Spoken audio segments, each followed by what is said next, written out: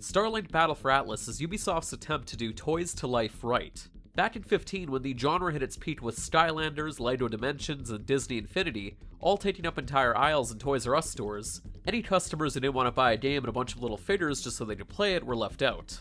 None of those franchises gave people the option to buy their accessories digitally, and now 2 of them are dead and 1 is on hiatus. With Starlink, Ubisoft has created a title that bridges the gap between toy collectors and those who just want the game.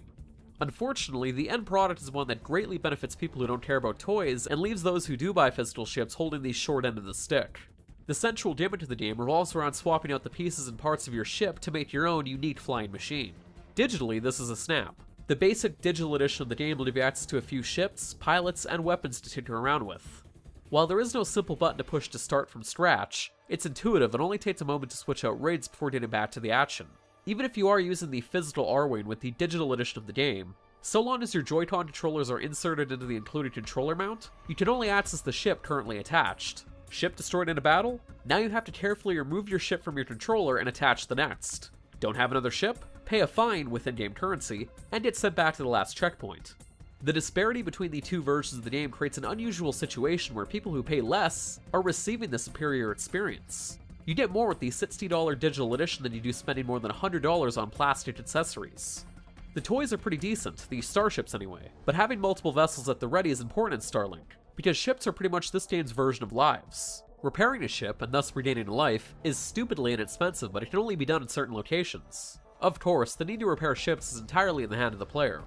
In addition to 4 different difficulty and multiple aim assist settings, Starlink is a game that rewards hard work by making the experience easier. The goal of this open-world game is to free the Atlas system from Grats and his Forgotten Legions. As a pilot with the Starlink team, you're tasked with visiting each planet in the system and freeing them from the Legion's clutch by completing a set list of often menial tasks. You land on a planet, destroy swarm hives, construct facilities to expand your influence, eliminate extractors, and free encampments before battling the Prime Beast unleashed by the Legion to take over the planet. This method of planet salvation remains the same for each colorful world you visit. Eliminating the Prime is the central goal for each world, and you're free to go after it the moment you touch down. However, doing all that busy work will make it easier. When you construct a facility on a fallen hive, one of the options you have to build is an armory. An armory will recruit other pilots to patrol the planet and help you in battle. With an armory, you can more easily take down extractors. Take down enough extractors, and the Prime roaming the planet's surface will decrease in power. A full power, insert powerful Prime name here, has 4 phases to its fight, making for a long and exhilarating battle. A basic Prime, depleted of all its power from destroyed extractors, can be taken down in less than 90 seconds. This hard work extends beyond terrestrial matters as well. Eliminating Primes from planets will decrease the power of dreadnoughts sent by Grats to take over the worlds of the Atlas system. Each dreadnought is powered up by 2 primes, and once those are eliminated, the battles against these massive ships becomes a lot more manageable. Fighting against these dreadnoughts is an absolute blast. In fact, the combat across the board is pretty damn entertaining. Whether you're taking down a group of outlaws after being ensnared in a hyperdrive trap, or doing battle with various Cyclops the Legion unleash on every planet, Starlink is at its best when players are killing something. These battles can get quite intense, and the Switch hardware does an extraordinary job of keeping framerate drops to a minimum when either docked or in handheld mode. It's incredibly fluid, and Ubisoft Toronto absolutely nailed the controls for different types of combat. You have full control of your spacecraft, and enemies can come at you from any direction. When gliding across a planet's surface, your ship controls like a hovercraft, letting you move in all 360 degrees as you dodge incoming attacks or circle a foreign creature as part of a fauna scan. Fauna scans are just some of the busy work Starlink has to extend the life of the game. Each facility you build will come with its own set of missions to undertake, but there are only a small handful of different mission types that can grow tiresome long before you land on your second planet. For as much work as Ubisoft Toronto put into making each of these worlds distinct from one another, using the power of the Snowdrop engine to create some truly captivating landscapes, not enough work went into making each planet unique. Though flush with flora, these worlds are largely barren with only a few giant animal species roaming the surface. There are no cities or ruins or unique landmarks to discover, just the cookie-cutter facilities you construct and the carbon copy encampments scattered across each world. We would be remiss if we didn't touch on the Star Fox features found in the Switch version of Starlink.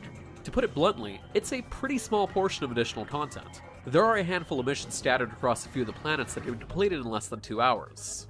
Ubisoft Toronto did a decent job of including Fox and friends in the game's story, having them present from the very start of the campaign.